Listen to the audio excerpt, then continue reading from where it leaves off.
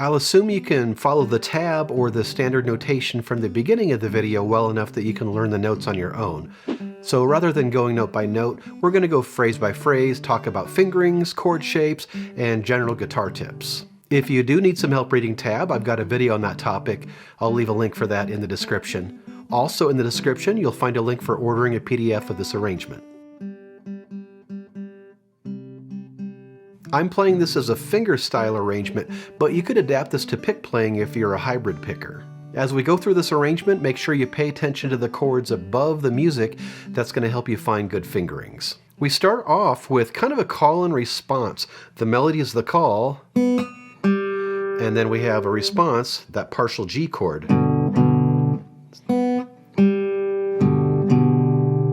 Now that first note, the B, is marked staccato. That's what that dot above that note means.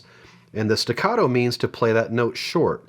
So instead of letting that B ring into the G in the next measure, we want to keep it nice and clean and play it short.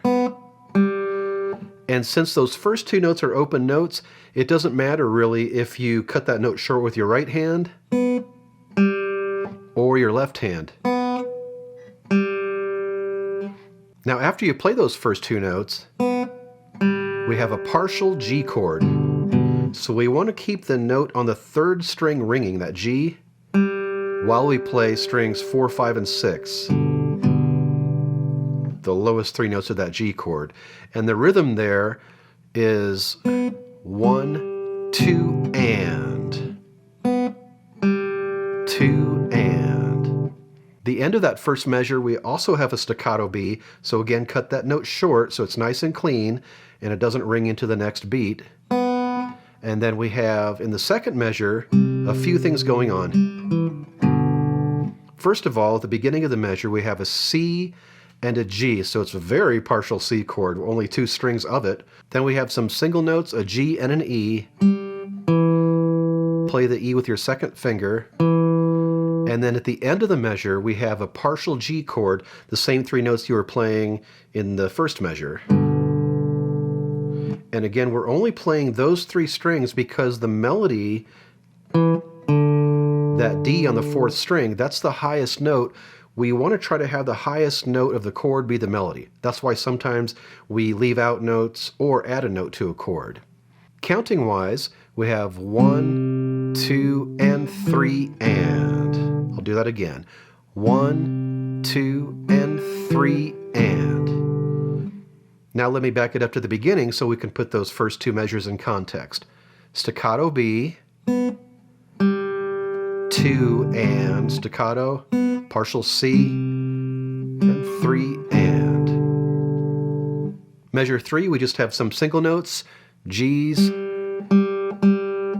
B, D, and then in the fourth measure, above it says D sus, but what I'd like you to do is finger a D chord the way you normally would, but only play strings 2, 3, and 4. Again, we're only playing those three strings because the highest note, that D, is our melody note. And then on beat 2, you're going to put your pinky down on the G. That's where the sus comes from, the D sus. And then raise that pinky, and if your second finger is already down because you're fingering the D chord, then the only finger you need to move in that measure is your pinky. And the rhythm there is 1, 2, and. 2, and. Let me back it up a measure so you can hear that in context as well. Partial D, 2, and.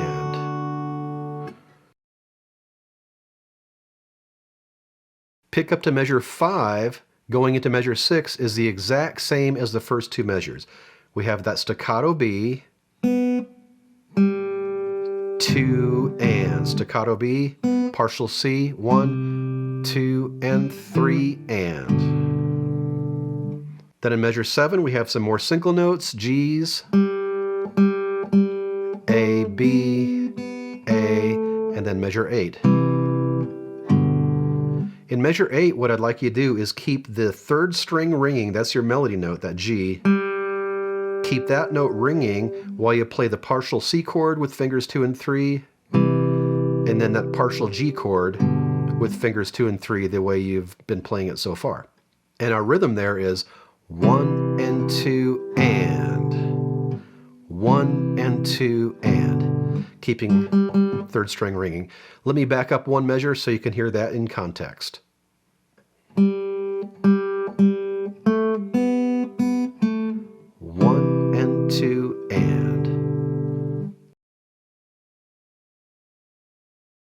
Going into measure 9, we do not have a staccato above this B, so we play it normal length, some single notes, D, and some Gs.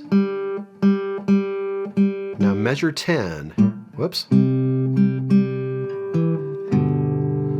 The notes in measure 10 are the exact same notes you played in measures 2 and measure 6. The only difference is the rhythm. In measure 2 and 6, you played 1, 2, and 3, and. In measure 10, we start off with 2 eighth notes. Our rhythm here is 1 and 2, 3, and. Let me back it up to measure 9 so you can hear that in context. Actually, I'll do the pick up to measure 9.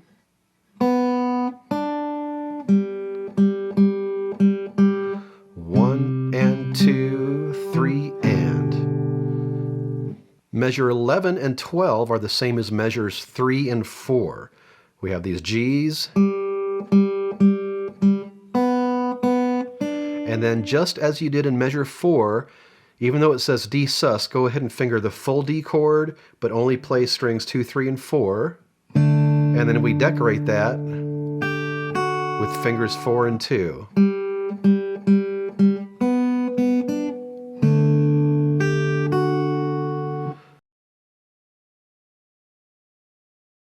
Pick up to measure 13, D, G, D, B, A, G, and then measure 14.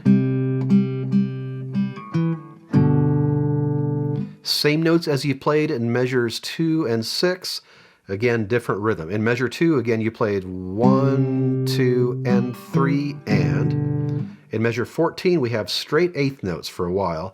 1 and 2 and 3 and. Let me back it up to pick up to measure 13, put that in context. And 2 and 3 and. And then measures 15 going into 16, exact same music you played in measures 7 and 8. 1 and 2 and, letting that third string ring while you play the partial C and partial G chords. 1 and 2 and. Pick up to measure 17 through measure 24. It's the exact same music you played measures 1 through 8. So we have a staccato B, 2 and, staccato, 1, 2, and 3 and. Finger the D chord,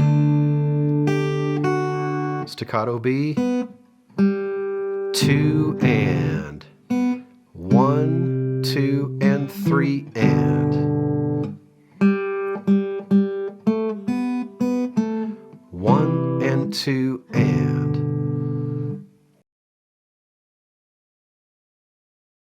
And then measure 25 through the end, all you're doing here is repeating measures 23 and 24 a couple times just to bring this to a close. 1 and 2 and. And then in the last two measures, it's the same music, but we have a retard marking written. That means you're going to slow down. 1 and 2 and. Letting that third string ring all the way to the end. And that was Swing Low, Sweet Chariot for solo guitar. Have fun with this, and don't forget to check the description to see where you can order the PDF. That's all for now. Thanks for watching, and I'll see you next time with more guitar tips and arrangements.